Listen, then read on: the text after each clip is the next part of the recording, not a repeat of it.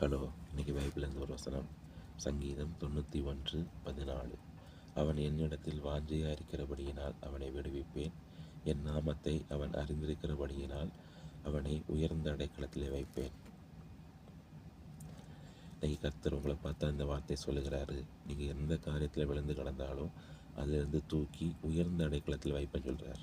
ஒரு பாவமான பழக்கமாக இருக்கலாம், இல்லைனா உங்கள் வாழ்க்கையில் உங்களை தவறான பாதைக்கு நடத்துகிற ஒரு தவறான நட்பாக இருக்கலாம், உங்களுடைய வாழ்க்கையில் அடுத்த கட்டத்துக்கு போக தடையறிக்கிற சில அடிமைத்தன பழக்க வழக்கங்களாக இருக்கலாம். எந்த காரியமாக இருந்தாலும் கர்த்தர் உங்களை பார்த்து சொல்கிறாரு, அவர் மீது நீங்கள் இருக்கிற அந்த வாஞ்சை நிமித்தம் இந்த பாவ பழக்கங்கள், இந்த தேவையில்லாத காரியங்கள் உங்களுடைய வாழ்க்கையில் இந்த நீக்கி எல்லா சூழ்நிலையிலிருந்தும் உங்களை கிருபையாக தூக்கி உங்களை உயர்ந்த அடைக்கலத்தில் வைப்பேன்னு சொல்லுகிறாரு.